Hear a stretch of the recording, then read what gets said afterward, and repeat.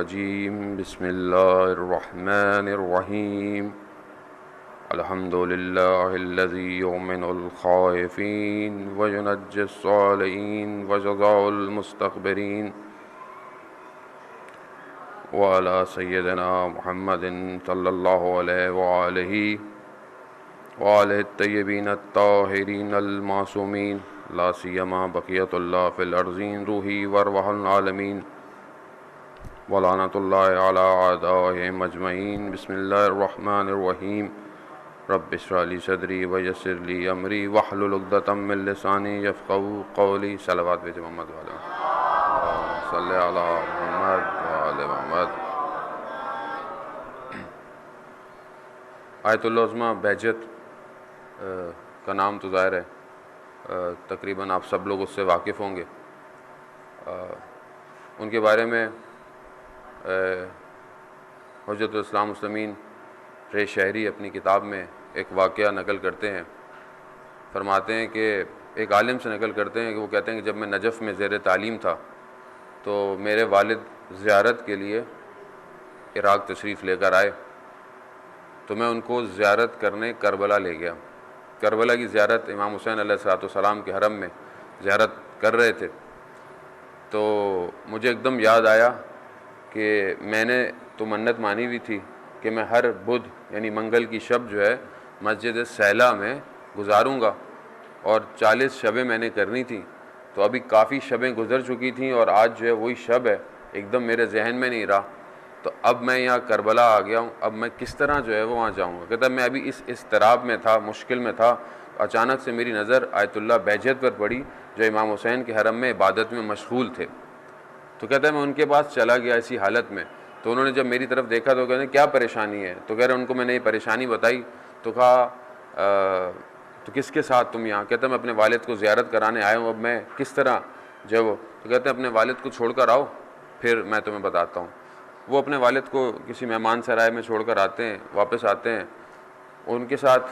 وہ کہتے ہیں اب تم کیا چاہتے ہو. کہتے ہیں میں مسجد سیلا جانا چاہتا ہوں. تو کہتے ہیں اچھا. باہر حرم سے باہر نکلتے ہیں, تھوڑے سے چند قدم باہر چلتے ہیں تو دیکھتے ہیں کہ اپنے آپ کو کوفہ کے باہر دیوار کے نزدیک پایا.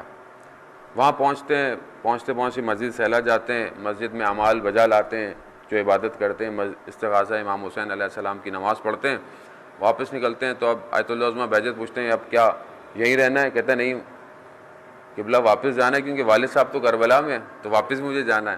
تو کہتے ہیں اچھا. اسی طرح چند قدم باہر شہر سے چلتے ہیں اور وہ ان کو کربلا لے جاتے ہیں. یعنی تیولرز کرتے ہیں, زمین ان کے لیے سمٹ جاتی تھی. بہت مشہور ہے آیت اللہ عظمیٰ بہجت کے لیے کہ زمین ان کے لیے سمٹ جاتی تھی. اب وہ بزرگ کتاب میں لکھتے ہیں کہ یہ ساری چیزیں ایک عام سے شخص کو مل جانا, ایک شخص انسان ہی ہے نا, ہمارے جیسا انسان ہے, اس کو مل جانا. تو آیت اللہ کوچانی اپنی کتاب سیاحت شرق میں نقل کرتے ہیں کہ میری جب آیت اللہ عظمیٰ سے وہاں ملاقات ہوئی عراق میں تو انہوں نے مجھے بتایا کہ امام حسین نے مجھے 27 تحفے دیے. امام حسین نے مجھے 27 تحفے دیے. ان 27 تحفوں میں سے وہ کہتے ہیں میں نے 2 کا ذکر انہوں نے مجھ سے کیا. اور پھر کئی سال بعد جب میں ان سے ملا تو میں نے پوچھا کہ کیا وہ تحفے آپ کے پاس سلامت ہیں. تو کہاں, وہ سارے تحفے میرے پاس حفظ ہیں, سلامت ہیں. ان میں سے 2 کا انہوں نے ذکر کیا اپنی کتاب میں, تو آپ سے بھی ذکر کرتے چلیں. وہ کہتے ہیں کہ آیت اللہ عظمیٰ بہجت جو ہے وہ پوری دنیا میں کسی کی بھی آواز سن سکتے تھے, اللہ نے ان کو یہ صلاحیت دی ہوئی تھی. دوسرا وہ جس طرح آگے سے دیکھتے تھے اسی طرح وہ اپنے پیچھے اطراف میں بھی دیکھ سکتے تھے. ان کو کوئی ہماری طرح ضروری نہیں تھی کہ جس طرف ہماری جہت ہوگی صرف ہم اسی طرف دیکھیں گے. اب یہ علماء ذکر کرتے ہیں کہ کس طرح ان کو یہ سب کچھ مل گیا. تو کہتے ہیں 14 سال کی عمر میں جب وہ کربلا گئے تھے تو 4 سال امام حسین کے حرم میں عبادت کرتے رہے. 18 سال کی عمر میں نجف میں تعلیم شروع کی انہوں نے. 4 سال کہتے ہیں جو امام حسین کے حرم میں عبادت, دعا, سجدے, مناجات یہ سب کرتے رہے. اسی وقت سب کچھ خدا نے جو ہے وہ امام حسین کے صدقے میں ان کو دے دیا تھا. اس کی بدلے میں آپ دیکھیں کہ ان کا آج مقام, آج ان کے جانے کے بعد بھی آج ان کے قبر پر لوگ جو ہے جوک در جوک, حرم میں حضرت معصومہ سلام اللہ علیہ میں ان کا جو ہے وہ مزار ہے. تو لوگ کس طرح, اور ہر آدمی بڑی تشنگی رکھتا ہے کہ جب پہلے زیارت پہ جاتا تھا کہ آیت اللہ عظمیٰ بہجت کے پیچھے نماز پڑھ لیں, 2 رکعت نماز کی توفیق ہو جائے. نماز آپ سب لوگ واقف ہیں کہ کس طرح ان کی نماز تھی. نماز کے اندر ان کا چیخنا, نماز کے رکوع کی حالت میں دل انسان کا کھنچ جائے جس طرح وہ خدا کی بارگاہ میں. تو یہ سب معرفتیں کہاں سے آئیں اور کس طرح آئیں؟ تو یہ ایسی نہیں تھی کہ خود انہوں نے کوئی چیز نکالی یا انہوں نے خود کوئی چیز بنائی، یہ سب معصومین علیہ الصلوۃ والسلام سے انہوں نے لیا، یہ سب سیرت امام علی علیہ الصلوۃ والسلام سے انہوں نے لیا۔ درود بھیجے محمد علیہ صلی اللہ۔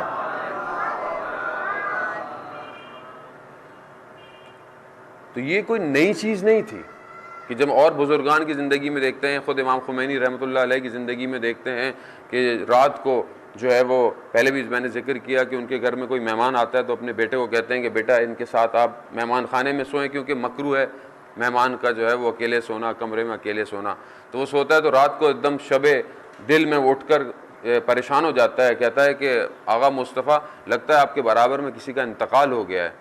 تو وہ جب اٹھتے ہیں کہتے ہیں نہیں ایسا تو کوئی نہیں، کہتا مجھے گریہ کی شدید آواز آ رہی ہے۔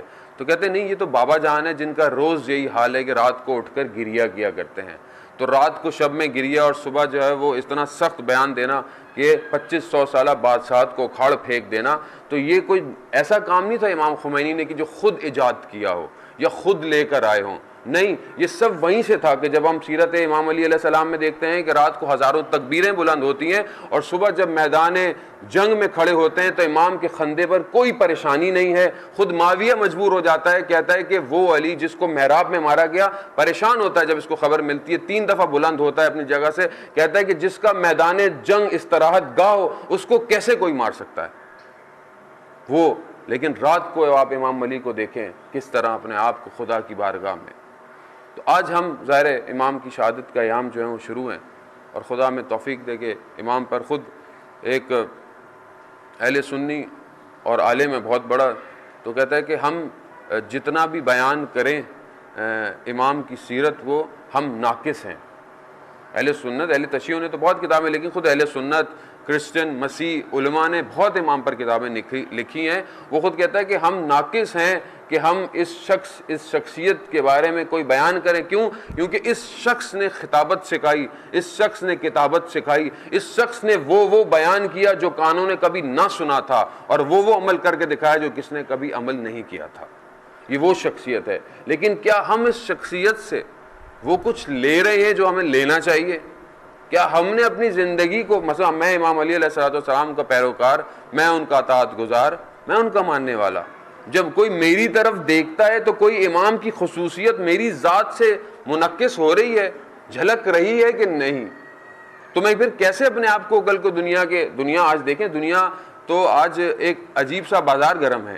دنیا میں آج دین جو ہے وہ اگر زندہ دین ہے تو 11 دین ہے، اور اس کے علاوہ لا دینیت، مذہبیت اور اسکول آف تھاٹس، دنیا میں آج دیکھیں کس طرح جو ہے وہ دین کا پرچار، خود اسلام کو اس حالت میں پیش کیا جا رہا ہے۔ لیکن اس اسلام کے اندر آپ کیسے واقعی اسلام پیش کریں گے؟ آپ اصلی اسلام کیسے پیش کریں گے کہ جب تک آپ اصلی اسلام کے پیروکاروں اور محافظتوں کی سیرت پر عمل نہیں کریں گے؟ کیسے کوئی آپ کی شخصیت کو دیکھ کر بولے گا کہ آپ کس پر عمل کرتے ہیں، آپ کس کے اطاعت گزار ہیں، آپ کس کی سیرت پر عمل کرتے ہیں، جب تک آپ کی شخصیت ان چیزوں کو ظاہر نہیں کرے گی؟ تو امام کی زندگی کے مختلف پہلو ہیں کہ ظاہر ہے، خود سورہ لقمان کی آیت نمبر 27 جب یہ کہتی ہے کہ سارے دنیا کے درخت جو ہیں وہ قلم بن جائیں اور ایک سمندر کو 7 اور سمندر مدد کریں، مرکب کریں، تو بھی تم کلمت اللہ کی تعریف نہیں کر سکتے۔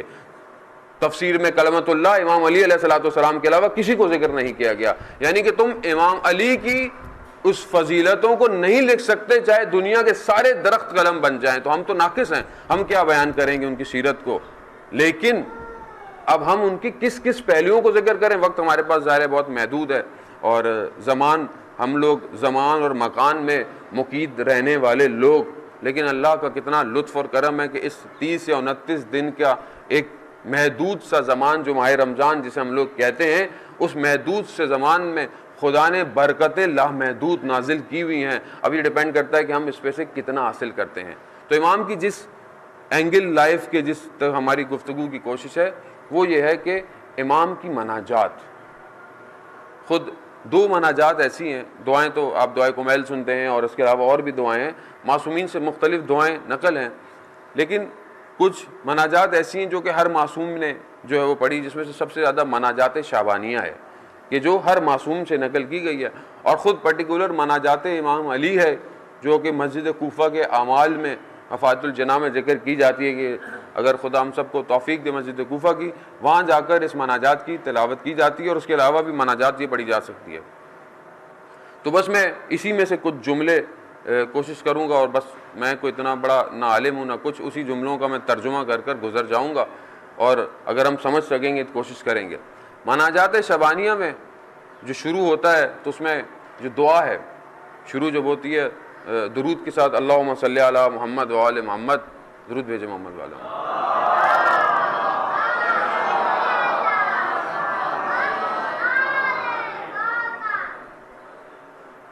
شروع ہوتی ہے کہ وسمع دعائی اذا دعاتک، کہ پروردگار تو سنتا ہے جب میں دعا کرتا ہوں، اور تو میری دعا کو اجابت کر۔ وسمع ندائی اذا ندیتک، کہ تو سنتا ہے جب میں تیری طرف ندا کرتا ہوں۔ تو علماء اس کی تفسیر بیان کرتے ہیں، اسی ضمن میں ظاہر ہم گفتگو کریں گے دعا کسے کہتے ہیں، نتبہ کسے کہتے ہیں، اور مناجات کسے کہتے ہیں۔ وقبل علی اذا نجیتک، اور تو اس کی طرف اپنی توجہ کرتا ہے جو تیری نجوا کرتا ہے۔ تو دیکھیں دعا کے لیے روایات اور قرآن میں بھی بہت ساری چیزیں ہیں۔ دعا مشہور روایت ہے کہ دعا مومن کا اسلحہ ہے۔ دیکھیں سائنٹیفکلی بھی ہم اگر اس کو پروف کریں تو ایک جاپان کے سائنٹسٹ نے، پہلے بھی آپ نے سنی ہوگی، بہت مشہور ہے ریسرچ اس کی، کہ اس نے پانی کو رکھا اور کچھ مختلف الفاظ جو کہ اچھے الفاظ کسی بھی قوم میں تھے اس کو ان کے قریب رکھا، تو اس نے دیکھا مالیکیول جو ہیں وہ پانی کے اچھی شکل میں آ جاتے ہیں۔ پھر اس نے پانی کو رکھا اور بہت سارے لوگوں کو، تقریباً 30-40 لوگوں کو مختلف جگہوں پر کہا کہ تم کوئی اچھی چیزیں مانگو، اچھی چیزیں کا ذکر کرو۔ تو اس وقت جب انہوں نے لوگوں نے مختلف چیزوں کا ذکر کیا تو اس وقت بھی اس پانی کے مالیکیول جو ہے وہ تبدیل ہونا شروع ہو گئے۔ لیکن اس نے دیکھا کہ جب مالیکیول بہترین شکل میں کب آتے ہیں کہ جب قرآن کی تلاوت کی جاتی ہے تو دیکھتا ہے کہ پانی مالیکیول جو ہیں وہ اپنی سب سے خوبصورت شکل میں آ جاتے ہیں۔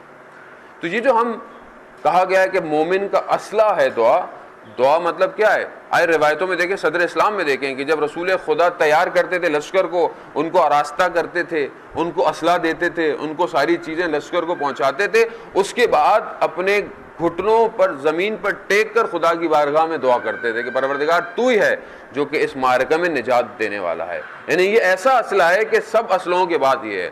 لیکن آج ہم اگر کہیں کہ جی دعا سے کیا ہوتا ہے، میرے دعا آج یہاں کرنے سے سیریا کے حالات پر کیا فرق پڑنے والا، میرے دعا کرنے سے عراق اور بحرین کے حالات پر کیا فرق ہونے والا، تو میرے تو اپنے حالات ٹھیک نہیں ہو رہے۔ تو دیکھیں ایسا نہیں ہے، آپ کی دعا اس عالم وجود کے اندر تغیر اور تحولات پیدا کرتی ہے۔ کیوں؟ کیونکہ آپ کی زبان سے نکلا ہوا لفظ کبھی ضائع نہیں جاتا۔ یہ خود بیان نہیں کیا جا رہا، یہ خود قرآن کہتا ہے۔ قرآن میں کہا ہے کہ وقال ربکم ادعونی استجب لکم، کہ کہہ دو، پروردگار فرما رہا ہے کہ کہہ دو ان سے کہ اپنے رب سے دعا کریں، پروردگار کو استجاب کرتا ہے۔ تو علامہ طباطبائی تفسیر المیزان میں اس کے نیچے جب تفسیر فرماتے ہیں کہتے ہیں کہ بہت سارے لوگوں کی جو دعا اس دنیا میں قبول نہیں ہوتی، وہ آخرت میں جب آئیں گے تو خدا ان کو بہت ساری نیکیاں دے گا۔ تو لوگ بولیں گے کہ یہ کون سی نیکیاں ہیں، یہ تو ہم نے عمل انجام ہی نہیں دیے تھے۔ تو فرمایا جائے گا یہ وہ دعاؤں کا صلہ ہے جو تمہاری دنیا میں قبول نہیں ہوئی، یہ ان کے بدلے میں تمہیں صلہ دیا جا رہا ہے۔ تو اس وقت شخص کہے گا کاش کہ میری زندگی میں کوئی دعا قبول نہ ہوئی ہوتی۔ تو کوئی چیز زبان سے نکلی ہوئی ضائع نہیں جا رہی ہے۔ آپ دعا کریں، دیکھیں دنیا اس لیے کہا جاتا ہے کہ والدین اپنی اولاد کے لیے دعا کریں، اور خاص طور پہ باپ کی دعا رات کی تاریکی میں آسمانوں کو چیرتی ہوئی چلی جاتی ہے اپنی اولاد کے لیے۔ خاص طور پر آپ دعا کریں، آپ سمجھتے ہیں آپ کے گھر میں مشکل ہے، اگر آپ سمجھتے ہیں آپ کے لیے مشکل ہے تو اپنے والدین کو بولیں آپ کے لیے دعا کریں، اور اگر آپ خود والد ہیں تو آپ اپنی اولاد کے لیے دعا کریں۔ اس طرح بحیثیت قوم، بحیثیت سوسائٹی، بحیثیت فرد ہمیں ملت کے لیے دعا کرنی چاہیے، ملک کے لیے دعا کرنی چاہیے، اور عالم اسلام کے لیے دعا کرنی چاہیے۔ تو یہ خود بخود دعائیں ایک اسلحہ بن جاتی ہیں۔ یہی وجہ ہے کہ آپ دیکھیں کہ جب بھی حالات خراب ہوتے ہیں دعائے نور کی تلاوت کی جائے، دوشن کبیر کی تلاوت کی جائے۔ کیوں؟ کیونکہ اس کے اپنے اثرات ہیں۔ اس عالم سبب اور اسباب کے اوپر بنا ہوا ہے. ایسا نہیں ہے کہ کوئی چیز خود بخود ہوتی ہے, ہر چیز کا کوئی کاز ہے, ہر چیز کا کوئی نہ کوئی ریزن ہے. اس لیے دعا کرنا بہت مہم ہے. لیکن اب یہ دعا کے اندر علماء کہتے ہیں, بعض لوگ کہتے ہیں جی دعا کرنے کی کیا ضرورت ہے, خدا تو جانتا ہے, خدا میرے حالات جانتا ہے, تو خود بخود چیزیں ہو جانی چاہیے, تو میں دعا کیوں کروں. تو آیت اللہ تحریری جب دعائے مناجات شبانیہ کی شرح کرتے ہیں تو بیان کرتے ہیں کہ یہ جو وسمہ دعائی اذا ندیتک, کہ جب کہتا ہے پروردگار تو سنتا ہے کہ جب میں تجھے دعا کرتا ہوں, تو وہ فرماتے ہیں کہ خدا کی صفات ہیں, ایک صفات ذاتیہ ہیں, ایک صفات فعلیہ ہیں. اب ظاہر اگر اس پہ گفتگو کی تو کہیں اور نکل جائے گی, لیکن ظاہر جوان بیٹھے ہوئے ہیں, مختصر سا صفات ذاتی اس کو کہتے ہیں کہ جو خدا کی ذات سے جدا نہیں ہے, خدا کی ذات میں ہے. مثال کے طور پر خدا کا عالم ہونا, خدا کا قادر ہونا, اور خدا کا حی ہونا, خدا کا زندہ ہونا, اور کچھ اضافہ کرتے ہیں خدا کا ارادہ. تو یہ 3+1 یہ جو صفات ہیں یہ خدا کی ذاتی ہیں, خدا کی ذات سے جدا نہیں ہے. ایسا نہیں ہے کہ خدا ایک ہے, علم الگ ہے, علم آئے گا خدا کے اوپر عارض ہوگا, نہیں ایسا نہیں ہے. خدا عالم ہے بذات ہی, خدا قادر ہے بذات ہی, اور خدا حی ہے, زندہ ہے بذات ہی. لیکن کچھ صفات خدا کی ایسی ہیں جب کوئی فعل انجام دیتا ہے خدا تو وہ صفت خدا کے ساتھ لگ جاتی ہے. مثال کے طور پر خالقیت, خدا خالق ہے. جب کب خالق ہے, کہ جب وہ مخلوق کو خلق کرتا ہے تو وہ خالق ہو جاتا ہے, اس سے پہلے وہ خالق نہیں ہے. خدا رازق ہے, جب وہ رزق عطا فرماتا ہے تو خدا رازق ہو جاتا ہے, اس سے پہلے وہ رازق نہیں ہے. یہ صفات فعلی ہیں. جیسے ہی فعل, یعنی فعل کہتے ہیں کام کو, کام انجام پاتا ہے خود بخود یہ صفت جو ہے وہ وجود میں آ جاتی ہے. تو آیت اللہ فرماتے ہیں, کہتے ہیں سمیع, سننا صفت ہے, صفت فعلی ہے خداوند کی. وہ جب تک کوئی نہیں سنے گا, جب تک کوئی اس کو پھکارے گا نہیں. اب ہم کیسے کہہ سکتے ہیں کہ خدا جانتا ہے لیکن خدا سنے گا نہیں جب تک, کیونکہ سمیع ہونا, بصیر ہونا, علیم ہونا, یہ سب خدا کی صفت فعلی ہیں. جب تک یہ کام انجام نہیں ہوگا خدا کے اندر یہ صفت وجود میں نہیں آئے گی. اب ہمارے پر واجب ہو جاتا ہے کہ ہم خدا کو پھکاریں. مثال کے طور پر اب آپ یہاں بیٹھے ہوئے ہیں, اگر میں کچھ نہ کہوں تو آپ کو کچھ سنائی نہیں دینے والا, لیکن جب تک میں کچھ کہہ رہا ہوں تو آپ کو سنائی دے رہا ہے. لیکن کیا ایسا ہے کہ آپ خدا نخواستہ سننے کی صلاحیت سے معذور ہیں؟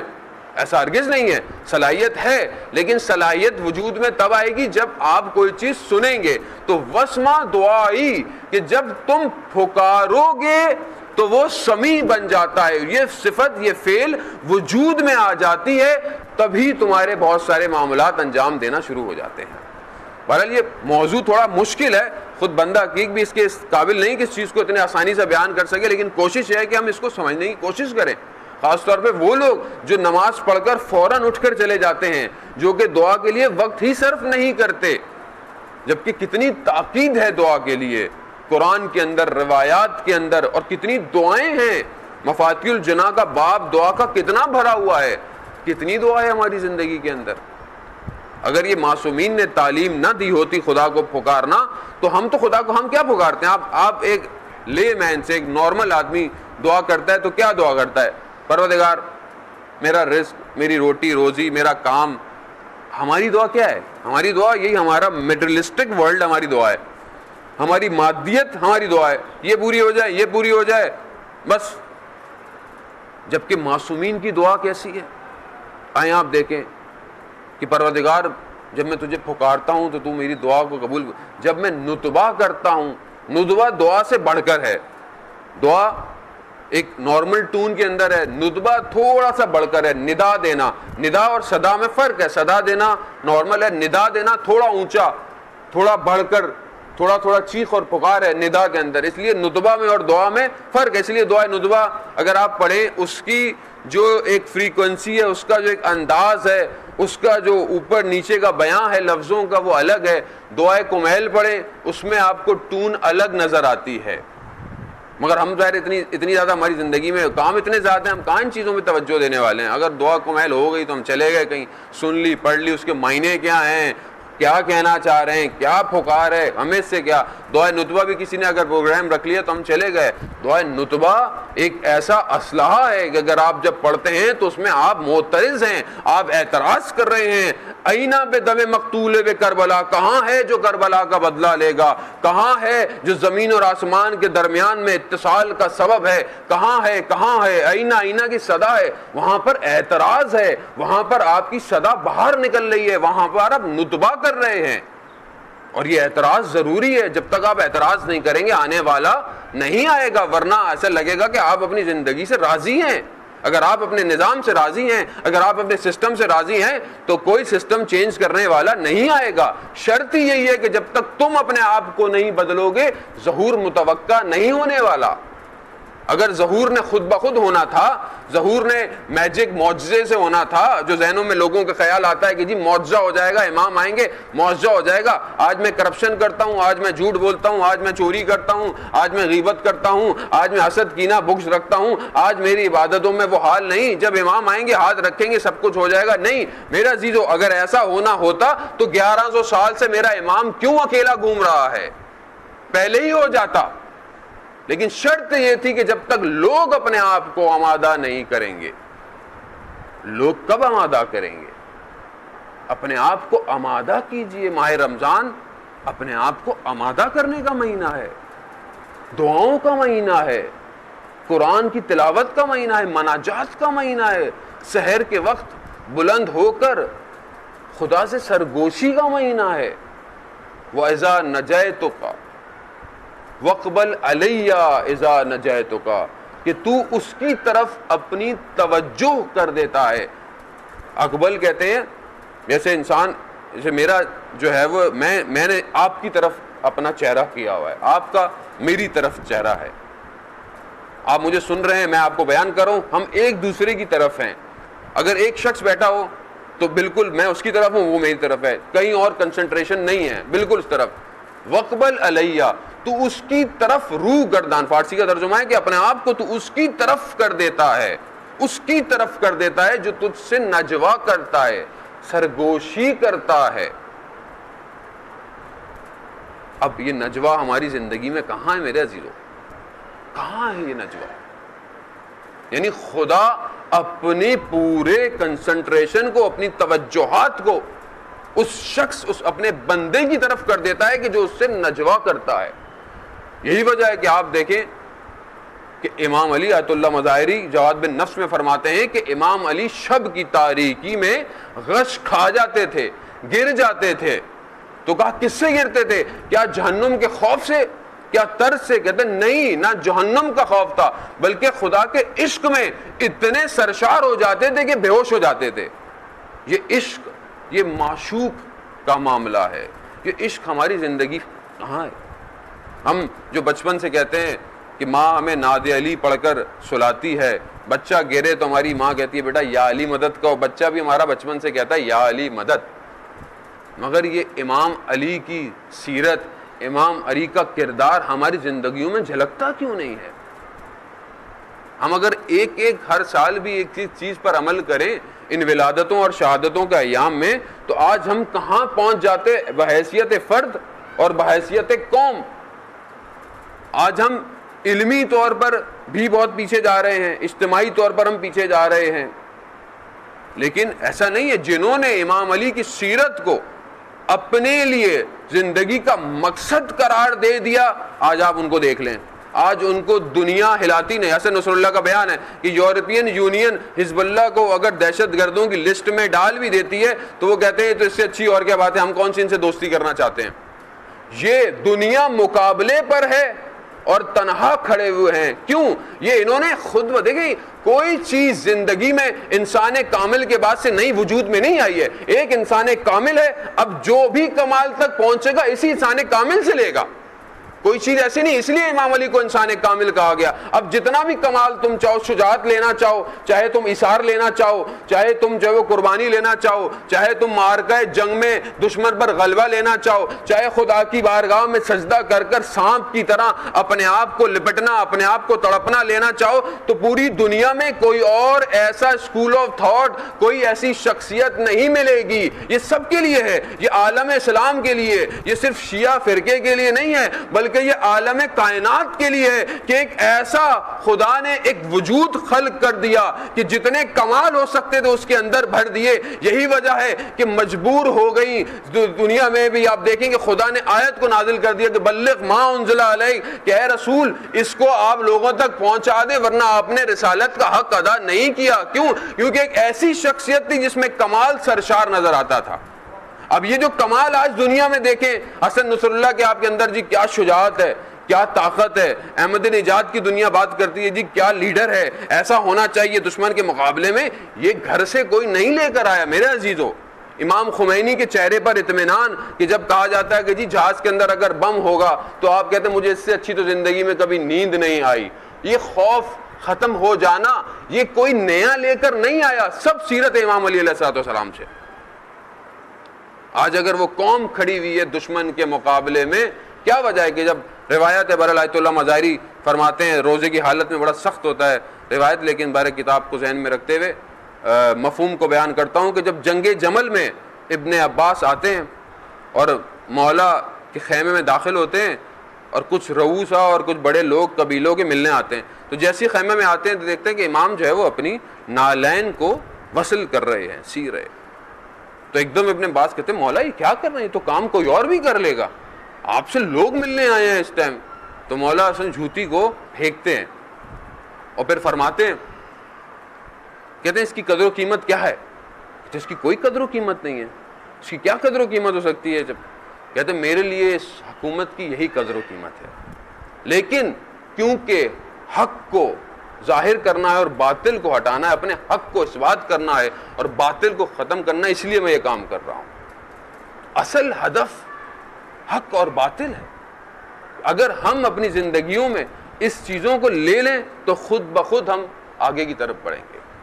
تو آئیے ہم امام کی زندگی میں جب مناجات دیکھتے ہیں، جب یہ دعائیں دیکھتے ہیں، تو کیا ہماری زندگیوں میں یہ دعائیں ہیں عزیزوں کے؟ نہیں ہیں۔ خود آپ اپنے آپ سے پوچھیں، کسی کی طرف نہ دیکھیں۔ میں اپنے آپ سے کہوں کہ میں جو امام علی کا ماننے والا ہوں، پورے سال میں 365 دن میں کب میری زندگی میں شب آتی ہے کہ میں ایک شب اپنی امام علی علیہ السلام جیسی مناجات کروں؟ کب ہے میری زندگی میں؟ اگر وہ شب میری زندگی میں نہیں تو پھر میں کس کا ماننے والا ہوں؟ پھر میں کس کا پرچم بلند کر کر کس کا نعرہ حیدری مارنے والا ہوں؟ کس طرح میں پوری دنیا کو دعوت دے رہا ہوں کہ یہ دین حق ہے، یہ اسلام ناب ہے؟ کس طرح؟ جب تک میری زندگی میں خود ہی عمل نہیں ہے۔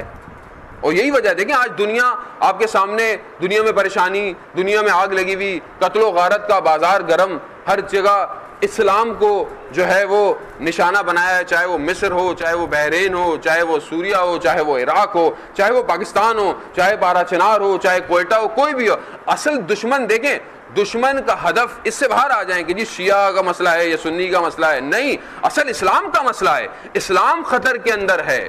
آج جو لوگ کئی عرصے پہلے سمجھتے تھے نہیں جی یہ صرف ایک فرقے کا مسئلہ ہے، جب خود کے گھروں میں آگ لگنا شروع ہو گئی تو سمجھ میں آ گیا نہیں یہ تو اصل اسلام کا مسئلہ ہے، یہ اسلام کے دشمن ہیں۔ پہلے جب کہا جاتا تھا کہ بھائی یہ اسلام کے دشمن ہے طالبان، یہ اسلام کی غلط شکل ہے جس کو خود امریکہ نے خلق کیا ہے، امریکہ کا ایجنٹ ہے کہ عراق کے اندر افغانستان میں اس کو مارنے آیا ہے اور سیریا میں خود ان کو خوراک دے رہا ہے، خود ان کو اسلحہ دے رہا ہے۔ اب دنیا کو سمجھ میں آیا کہ جب یہ سب کچھ ہونے لگ گیا، لیکن ہم تو پہلے سے یہ بات کہہ رہے تھے، تو اصل مسئلہ اسلام کا ہے، اسلام کو نابود کرنا چاہتے ہیں۔ آج آپ امریکن اسلام لے آئیں، آج آپ کے ملک میں کچھ نہیں ہوگا۔ آج آپ امریکہ مرد آباد کہنا چھوڑ دیں، آج آپ کچھ منانا چھوڑ دیں، آج آپ اعتراض کرنا چھوڑ دیں، اور اکثر تو ہمارے ممبر جو ہیں وہ ممبر برائے ممبر ہو گئے ہیں، مجلس برائے مجلس ہو گئی ہے۔ ہم ایک کلچرل ایونٹ کی طرح جو ہے وہ آتے ہیں اور چلے جاتے ہیں۔ ذکر امام علی کہاں، مقصد امام حسین کہاں، وہ جذبہ کہاں؟ 2 مہینے کی مجلس ہے، کوئی جوان علی اکبر نہیں بننا چاہتا، 2 مہینے کی مجلس ہے، کوئی حضرت قاسم بچہ نہیں بننا چاہتا، کوئی خاتون حضرت سیدہ زینب نہیں بننا چاہتی۔ 3 گھنٹے کی فلم دکھائیں، بچہ بینٹین بھی بننا چاہتا ہے، سپر مین بھی بننا چاہتا ہے، اسپائڈر مین بھی بننا چاہتا ہے۔ کیوں آپ نے صحیح طرح اس حسن اخلاق کو آپ نے رول ماڈل نہیں پیش کیے ممبر سے، مجلس سے؟ کیوں نہیں پیش کیے؟ کیونکہ آپ نے ان کے حق کو بیان نہیں کیا۔ حق کھانا، فدق کھانا صرف حق نہیں تھا، خمس کھانا صرف حق نہیں ہے، ان کا حق جو ہے اگر اس کو بیان نہ کیا جائے تو آج ہم پر بھی اسی طرح جیسا زیارت عاشورہ میں پڑھتے ہیں کہ اللہ تعالیٰ لعنت بھیج جس نے پہلے حق کھایا اہل بیت کا اور جو آخر میں حق کھائے گا۔ آج اگر ممبر رسول ہے، ممبر معصومین ہے، اگر وقت کے یزید کو نہ للکارا جائے، امر بالمعروف نہ کیا جائے، برائیوں کی تشہیر کو روکا نہ جائے، اچھائیاں نہ بتائی جائیں، تو یہ ہم اہل بیت کا حق کھا رہے ہیں۔ روز محشر سوال کیا جائے گا کہ ہم نے تمہیں توفیق دی تھی، ممبر پر بیٹھنے والے کو بھی اور ممبر سجانے والے کو بھی، سب سے سوال کیا جائے گا۔ لیکن اگر ہم اس پر نہیں چل رہے تو آج دیکھیں مشکلات یہی ہیں، کیونکہ ہم اصل سے ہٹ چکے ہیں۔ آج ہم کہتے ہیں جی یہ پریشانی ہے، وہ پریشانی ہے، نہیں، پریشانی اندر ہے۔ اندر سکون پیدا کیجئے۔ جو شخص اندر اطمینان لے آتا ہے وہ اگر 72 بھی ہوں، ہزاروں کا لشکر ہے تو شب عاشورہ ابن عاشوجہ کی طرح مسکرا رہا ہوتا ہے۔ خوف نہیں ہے، شمع گل ہوتی جاتی ہے، خمہ چھوڑا نہیں جاتا، بلکہ یہ کہا جاتا ہے کہ اگر 70 دفعہ بھی زندہ کیا جائے تو بھی اپنی جانوں کو قربان کر دیں گے۔ کیوں؟ اندر اطمینان ہے۔ اور اندر اطمینان کیسے آئے گا؟ اندر اطمینان دعا سے آئے گا، مناجات سے آئے گا۔ مناجات امام علی، اللہم انی اسألک یوم لا ینفع، پروردگار میں تجھ سے سوال کرتا ہوں اس دن کا کہ جس دن کوئی چیز نفع نہیں دے گی، نہ مال نفع دے گا، نہ اولاد نفع دے گی، سوائے قلب سلیم کے جو تو نے عطا کیا ہوگا۔ یہ قلب سلیم ہمیشہ دنیا سے لے کر جانا ہے میرے عزیزو، یہ وہاں نہیں ملے گا، یہ یہیں پر ہے۔ اگر آج قلب سالم ہو گیا، اس میں حسد نہیں، اس میں کبر نہیں، اس میں غرور نہیں، اس میں بغض نہیں، اس میں کینہ نہیں، تو یہ قلب سالم قلب ہے، یہ قلب اس دن امان دے گا۔ امام دیکھیں کوئی چیز خامخواہ نہیں کہہ رہے، امام ہے، معصوم ہے، معصوم کا قول جو ہے وہ ناپنا ہوتا ہے۔ اور اتنی خوبصورت تصویر میرے امام نے جو قیامت کی کھینچی ہے شاید کسی دعا کے اندر، مناجات کے اندر ہے۔ یہ تو دنیا کو خود سمجھ لینا چاہیے کہ حق پر ہے کون، خدا کو پھکار کون رہا ہے پوری تاریخ میں، خدا کو پھکارا کیسے جاتا ہے پوری تاریخ میں، پوری تاریخ میں بتایا کس نے ہے۔ یہ خود اگر دنیا اس کی طرف بھی توجہ کرے تو اسے پتہ چل جائے گا صحیح توحید پائی کہاں جاتی ہے۔ کچھ آپ کو کہنے کی ضرورت ہی نہیں، اگر اس دنیا غفلت سے باہر آئے۔ اللہم انی اسألک، پروردگار میں تجھ سے امان کرتا ہوں اس دن کہ جس دن مجرم اپنی رسیوں سے پہچانے جائیں گے اور ان کے بال پیشانی کے ان کے پاؤں میں لپٹے ہوئے اور ان کو جہنم کی آگ میں ڈالا جائے گا۔ میرا مولا کہتا ہے پروردگار میں تیری امان چاہتا ہوں۔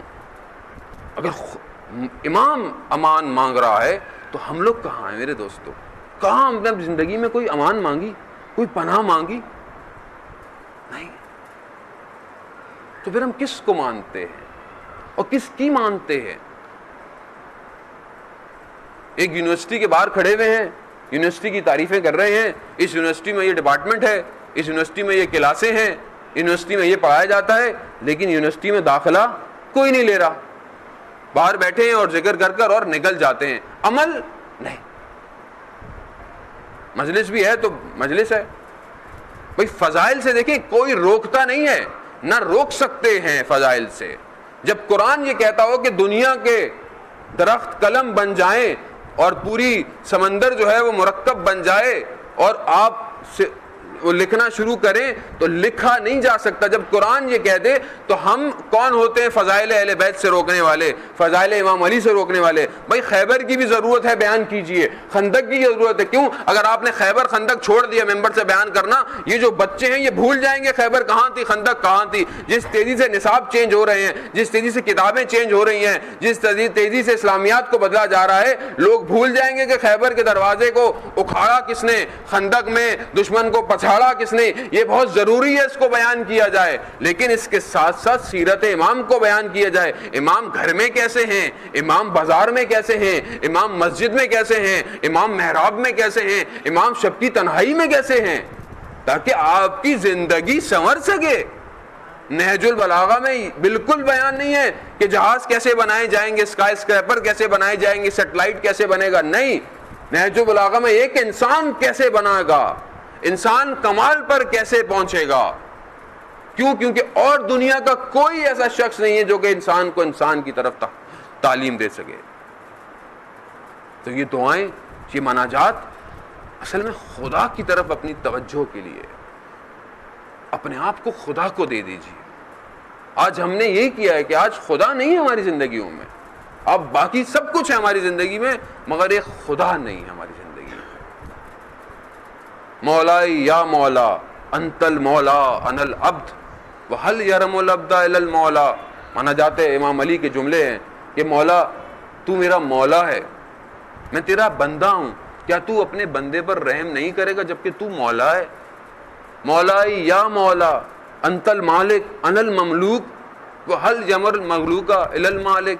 کہ پروردگار تو میرا مالک ہے, میں تیرا مملوک ہوں, یا تو رحم نہیں کرے گا جبکہ تو مالک ہے. مولائی یا مولا انت الرازق انا المرزوق وهل یرم المرزوق الا الرازق. کہ پروردگار تو رازق ہے, میں مرزوق ہوں, میں رزق کا مانگنے والا ہوں, کیا تو رزق نہیں دے گا جبکہ تو رازق ہے. تو مجھے آج یہ بتائیں کہ پوری دنیا میں کون رازق ہے. آج ہم دنیا کے پیچھے بھاگ رہے ہیں, اس کے پیچھے بھاگتے ہیں, اس کے پیچھے بھاگتے ہیں, جبکہ خدا نے رزق کا وعدہ کیا ہے قرآن کے اندر. خود معصومین کی روایتوں میں سے ہے کہ 2 طرح کا رزق ہے. نہج البلاغہ کے اندر امام فرماتے ہیں کہ 2 طرح کا رزق ہے. مفہوم یہ ہے کہ ایک وہ رزق ہے کہ جس کے پیچھے انسان بھاگتا ہے, موت اس کو اگر لے لیتی ہے اور وہ ختم ہو جاتا ہے. ایک وہ ہے کہ جس کے پیچھے انسان بھاگتا ہے وہ خود اپنے آپ کو مستحکم کر دیتا ہے, موت سے بھی آگے نکل جاتا ہے. کون سا رزق ہے؟ معنوی رزق ہے, آخرت ہدف ہے. استاد سبت جعفر کیا کمایا دنیا میں انہوں نے, اپنے آپ بہتر جانتے ہیں, لیکن آج کس کا نام ہے, آج کون یاد کرتا ہے ان کو. ہر جگہ مجلس محفل بغیر استاد کے ذکر ہی کوئی نہیں کرتا. کیا مقام ان کا ہو گیا ہے. ان کے اپنے جملے, میں فخر محسوس کرتا ہوں کہ انسان ان کے جملوں کو ذکر کرے. فرماتے تھے کہ بھائی لوگ ہمیں کہتے ہیں امریکہ چلے جائیں, حالات میں کینیڈا چلے جائیں, جو شخص اپنی ساری زندگی شہادت پہ شعر لکھتا رہا ہو, جو یہ کہتا رہا ہو کہ میرا لباس اس کو کفن نہ کہو, یہ الجھے ملبوس ہے, کہہ رہے اب وہ اس وقت موت سے بھاگ کے چلا جائے. اور فرماتے ہیں, کہتے ہیں کہ صرف ہاسپٹل سے گھر آ جانا شفا تھوڑی ہوتی ہے, وادی حسین چلے جانا بھی تو شفا ہے. اب یہ سوچ کہاں سے آئے گی جب آخرت ہدف ہوگا. تو گھبرائیے نہیں کہ اگر آج کوئی مارا جاتا ہے, آج کوئی شہادت ہے, یہ تو نعمت ہے کہ 1400 سال پہلے بھی لوگ اسلام کے لیے رسول کی رکاب میں شہید ہوئے, آج بھی لوگ شہادت پا رہے ہیں. اتنے سالوں کے بعد بھی اسلام کی خاطر لوگوں کو مارا جا رہا ہے, یہ سعادت ہے. قرآن کہتا ہے کہ اس کو مردہ نہ کہو, جبکہ یہ زندہ ہے, خدا کے نزدیک رزق پا رہا ہے. اور آپ شہید سے توسل کر سکتے ہیں, آپ توسل تو کریں شہید سے. تو یہ ماہ مبارک کا مہینہ یہ مناجات کا مہینہ ہے. آپ جماعت سے ماشاءاللہ نماز پڑھتے ہیں, ظہر کے لیے آتے ہیں, فجر میں بھی آتے ہیں, مغرب عشاء میں بھی آتے ہیں, لیکن شب کی جو تنہائی ہے سحر سے پہلے وہ آپ کی اور صرف خدا کی. آپ اس میں تھوڑی دیر کے لیے اٹھیں, 10-15 منٹ دعائے سحر کی تلاوت کریں, دعائے ابو حمزہ عثمالی کے جملے دیکھیں, 4 لائنیں پڑھیں, صرف 4 لائنیں پڑھ کر اس کا ترجمہ پڑھ دیں کہ پروردگار میری شرم اور بے حیائی نے مجھے مجبور کر دیا, میں نے گناہ کیا, میری بے حیائی نے مجھے مجبور کیا, مگر تو میرا پروردگار لطف اور کرم کرنے والا ہے, تو سب سے بڑا کرم کرنے والا ہے, تو سب سے بڑا لطف کرم کرنے والا ہے. اگر تو نے نہ کیا تو کون ہے. مانا جاتے شبانیہ کے جملے کہ پروردگار اگر تو نے میری مدد نہ کی تو میری کوئی مدد کرنے والا نہیں ہے, کوئی مدد کرنے والا نہیں. اگر تو نے میری مدد نہ کی, وقد حرفت الیک, جملے دیکھیں آپ, یعنی کہ کوئی دنیا کا کوئی دعا کوئی چیز بیان ہی نہیں کر سکتی اس کی عافیت. تو وقد حرفت الیک, کہ میں جیسے ہوتا ہے نا بارش ایک دم موسلا دھار پڑ جائے اور آپ درمیان میں سڑک کے کھڑے ہوں, ایک دم بارش اور اولے برسیں, آپ کیسے بھاگیں گے شیلٹر کی طرف؟ روڈ پر ایک 2-3 سال کا بچہ ہو, تیزی سے کوئی گاڑی گزر جائے, بچہ بھاگتا ہے اپنے ماں باپ کی طرف. وقت حرب تو اس طرح میں بھاگا ہوں تیری طرف, اس طرح میں تیری طرف بھاگ کر آیا ہوں. وقف تو الیک, اور تیرے سامنے کھڑا ہوں. کہاں جاؤں پروردگار, میں کہاں جاؤں؟ میں اس دنیا میں کہاں جاؤں؟ مجھے کوئی آسرا نظر نہیں آتا تیرے سوا, اور آخرت میں بھی کون آسرا ہے تیرے سوا؟ کہ جب تو مالک یوم الدین ہے, تو اس دن کا مالک ہے, اس دنیا میں بھی تو مالک ہے, اس دنیا میں بھی تو ہی مالک ہے, تو یہ میری مرضیاں کیوں ہیں زندگی کے اندر میرے دوستو؟ جب میری جان محتاج ہے ایک ایک لمحہ اس کی, ایک ایک لمحہ محتاج ہوں بیان کے لیے, سننے کے لیے, سونگھنے کے لیے, چلنے کے لیے, پھرنے کے لیے. ایک لمحہ, ایک رگ کٹ جائے انسان کی, برین ڈیڈ ہو جاتا ہے. ایک رگ اتنی باریک سی رگ اگر کٹ جائے انسان ڈیڈ ہو جاتا ہے, پڑا ہوا ہے, لاش پڑی ہوئی ہے, دوائیاں دیں آپ, آئی سی یو میں ڈال دیں اس کو, پڑا رہے گا کسی کام. ایک رگ, کتنی رگیں میرے شریان میں چل رہی ہیں, کتنا خون میرے اندر ہے, روح اتنی کمال کی کہ اگر میں اس پہ کام کرتا ہوں تو فرشتوں سے بھی آگے نکل جاتا ہوں. کہ حضرت جبرائیل فرماتے ہیں کہ میرے پاؤں جل جائیں گے, میں آگے نہیں جا سکتا. خدا کہتا ہے کہ اسرا بعبدہ, ہم اپنے بندے کو معراج پہ لے کے گئے, رسول کو نہیں کہا, نبی کو نہیں کہا, اسرا بعبدہ, اپنے بندے کو. آج ہم بندے بن جائیں, آج ہم بھی معراج پہ جا سکتے ہیں, لیکن عبدیت تو کریں, بندگی تو کریں, تڑپیں اس کے آگے. عبد اللہ مظاہری نقل کرتے ہیں کہ حضرت موسیٰ مناجات کے لیے جایا کرتے تھے خدا کی بارگاہ میں, کہہ رہے جا رہے تھے مناجات کے لیے جا رہے ہیں, بس آپ کی زحمتیں تمام, مناجات کے لیے جا رہے ہیں. تو کہتے ہیں ایک شخص نے کہا کہ اے موسیٰ, خدا کے کہو کہ میں اتنے گناہ کرتا ہوں, اتنے گناہ کرتا ہوں, مجھ پر عذاب کیوں نہیں آتا, مجھ پر عذاب کیوں نہیں دیتا, کتنے میں گناہ کروں کہ مجھ پر عذاب آئے گا؟ اب حضرت موسیٰ سنتے ہیں, چلے جاتے ہیں, خدا سے مناجات کرتے ہیں, واپس ہونے لگتے ہیں تو خدا کہتے ہیں کیا اس بندے کی سوال تم مجھ پر نہیں کرو گے؟ اب وہ شرمندہ کہ بھائی, کہتے ہیں اس کو کہو کہ سب سے بڑا عذاب یہ ہے کہ میں نے اس سے دعا کرنے کی صلاحیت چھین لی ہے, دعا کرنے کی جو لذت ہے, مجھے پھکارنے کی وہ جو ہے وہ چھین لی ہے. اس سے بڑا عذاب کوئی نہیں. جب ہم نئے طالب علم بنے, قم میں جاتے تھے, تو بڑی ہماری عبادتوں میں بڑا حال تھا, کیفیت تھی.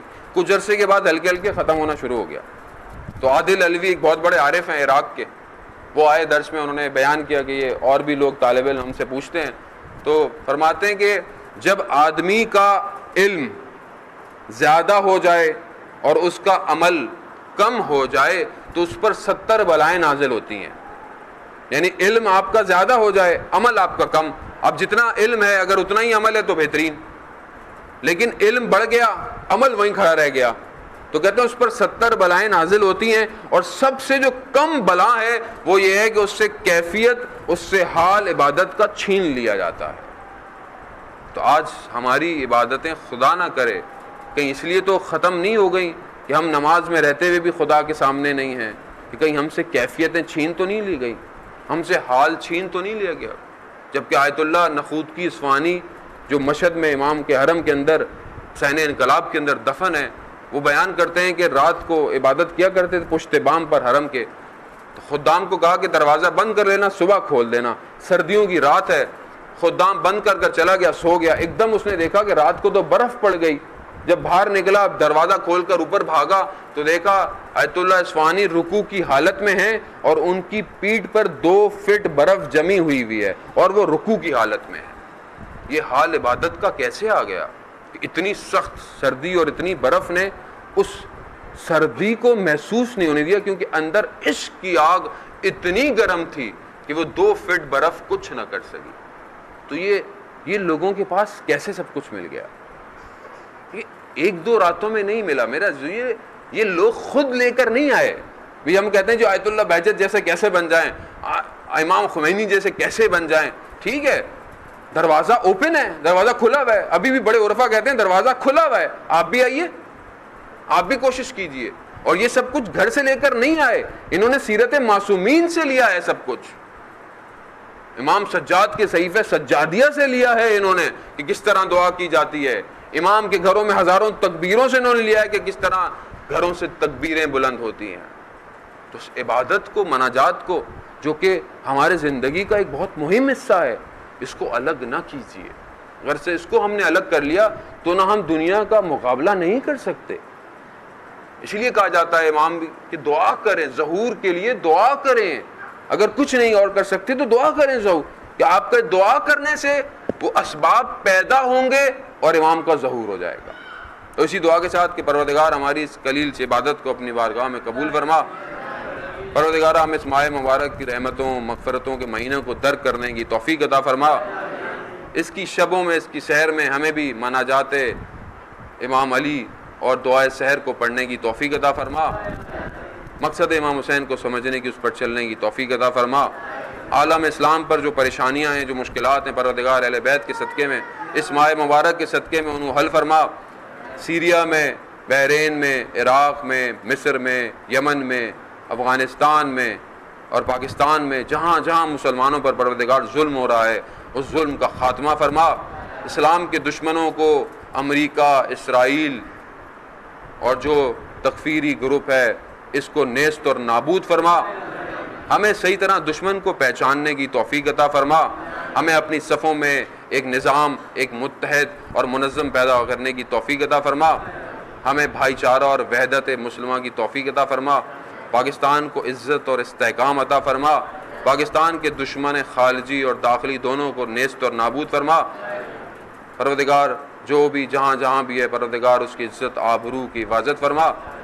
آخر میں ایک دفعہ سورہ فاتحہ اور 3 دفعہ سورہ توحید پڑھ کر تمام مومنین مومنات جو بھی یہاں بیٹھے ان سب کے مرحومین جو اس مسجد میں پچھلے سال تھے اور آج ہمارے ساتھ نہیں ہیں، تمام شہدائے اسلام، شہدائے ملت جعفریہ، خاص طور پر شہدائے پار چنار اور استاد سبت جعفر کی روح کو پڑھ کر بسم اللہ الرحمن الرحیم.